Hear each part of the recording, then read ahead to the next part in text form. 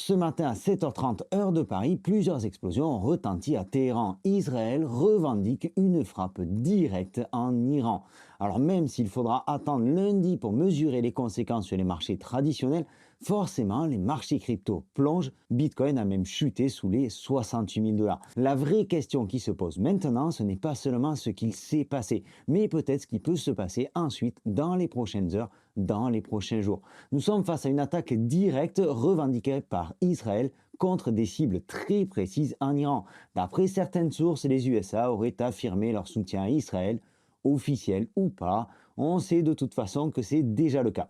Les autorités israéliennes parlent d'une frappe préventive, ce qui signifie qu'elles estiment avoir agi pour empêcher une menace imminente de la part de l'Iran. Ce qui est important ici, c'est pas seulement donc l'attaque en elle-même, mais plutôt ce qu'elle représente. Historiquement, par la guerre de 12 jours en 2025, les tensions entre l'Iran et l'Israël passaient surtout par des cyberattaques ou des frappes plus ou moins indirectes. Je te souhaite la bienvenue sur cette chaîne, je m'appelle Sylvain, tu es sur Objectif Lune, on parle ici de crypto-monnaie, de géopolitique, d'économie, de macroéconomie, et comme tout ça est lié, on essaie de vulgariser tout au maximum et de te donner un maximum d'informations dans un minimum de temps. Alors si ce type de contenu te plaît et que tu ne nous as pas encore rejoint, je t'invite à t'abonner en cliquant par ici, active la cloche pour être au fait de nos prochaines vidéos. Et surtout, like cette vidéo, ça lui donne de la force et je te remercie. Aujourd'hui, on parle donc d'un affrontement assumé entre deux États. Et ça, dans l'échelle des conflits internationaux, c'est quelque part un petit peu un niveau au-dessus. La question centrale maintenant, c'est quelle sera l'intensité de la riposte iranienne? Est-ce qu'il s'agira d'une réponse militaire directe? Est-ce qu'il s'agira d'attaques sur des infrastructures stratégiques ou une menace sur le détroit d'Ormuz par lequel transite environ 20 à 30% du pétrole mondial. Et surtout, dans un deuxième temps, quelle sera la position des États-Unis?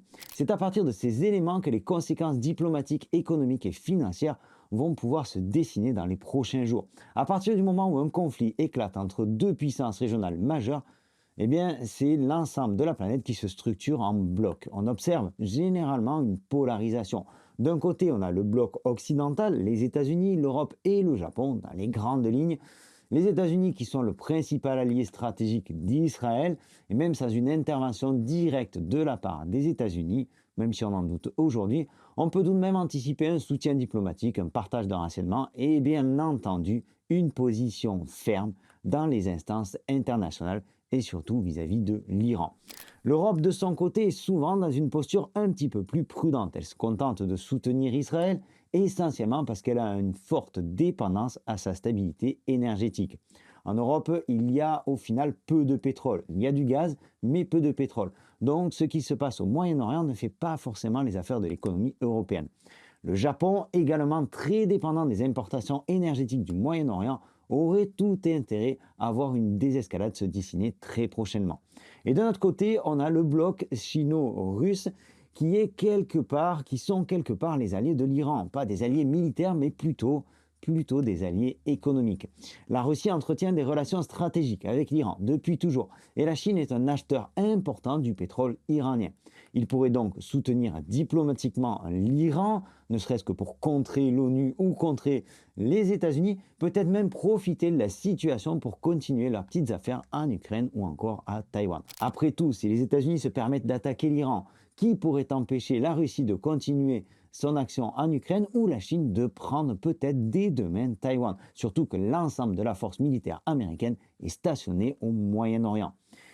Maintenant, parlons d'un point central de ce conflit, l'énergie, parce que la Chine ne pourra pas prendre possession de Taïwan si facilement que ça. Sinon, les conséquences seraient désastreuses pour son économie. Le Moyen-Orient reste stratégique pour la production et le transport du pétrole. Le détroit d'Ormuz, dont je t'ai parlé il y a quelques instants, est un passage clé. C'est environ 1/5 du pétrole mondial qui y transite. Et si cette route est perturbée, même temporairement, eh bien les prix du pétrole peuvent s'envoler. L'ensemble des chaînes d'approvisionnement mondiales est impacté et les coûts de transport explosent. Et particulièrement pour la Chine, qui importe 60% de son pétrole via le détroit d'Ormuz. Et c'est là que, quelque part, ça peut devenir systémique. Un choc pétrolier ne va pas seulement toucher les pays producteurs, il va également toucher l'industrie, le transport, l'agriculture, le commerce mondial. Bref, tout dépend de l'économie mondiale. Alors quelque part, un blocage du détroit d'Ormuz ressemblerait un peu à la même situation économique que la période Covid. Un ralentissement global de l'économie mondiale, certes moins brutal, mais quelque part, je pense que tu vois l'idée et les conséquences sur l'inflation dans un deuxième temps. Deuxième élément de ce conflit, le risque nucléaire. L'Iran est proche du seuil technologique nucléaire. Un conflit direct augmente donc la pression. Alors soit pour accélérer son programme, soit pour provoquer des frappes sur des structures, sur des infrastructures stratégiques. Alors ce genre de scénario, eh bien ça fait encore monter le niveau d'alerte, le niveau de tension au niveau mondial. Et pour faire un tour complet sur l'ensemble de la planète, on pourrait avoir une militarisation accrue sur la plupart des pays. On peut donc s'attendre à court terme à une augmentation des budgets de défense, à des déploiements navals un petit peu partout sur la planète et un renforcement des alliances militaires. Bref, en résumé, un monde plus tendu, plus armé et beaucoup moins stable. Alors si on se concentre sur l'économie, le premier effet potentiel, c'est l'inflation. Si le pétrole monte, comme je te le disais, le transport coûte plus cher, les entreprises répercutent les coûts et donc les prix à la consommation augmentent. Ça va encore nous faire plaisir. Vive le Bitcoin pour se protéger de tout ça. On pourrait voir alors un retour de pression inflationniste, alors que certaines économies tentaient justement de sortir de cette phase. Hashtag la Fed et Jérôme Powell. Alors on n'est pas prêt quelque part d'avoir une baisse des taux et forcément tu comprends bien que les marchés et particulièrement les marchés à risque et les marchés crypto n'apprécient pas du tout. Deuxième effet, le ralentissement économique. L'Europe et le Japon sont particulièrement vulnérables énergétiquement, comme je viens de t'en parler. Des coûts plus élevés, ça veut dire des marges réduites et donc une croissance affaiblie. Ce conflit peut donc compliquer fortement les décisions de la Fed, mais également de la Banque du Japon ou encore de la BCE.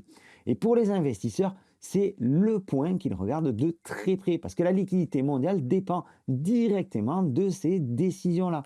Alors sur les marchés, dans ce genre de situation, la réaction immédiate est généralement très simple. Les investisseurs passent en mode risk-off et ça veut dire vente des actifs risqués, baisse des actions technologiques, comme s'il en fallait encore un petit peu plus, baisse des crypto-monnaies, hausse de l'or et potentiellement renforcement du dollar.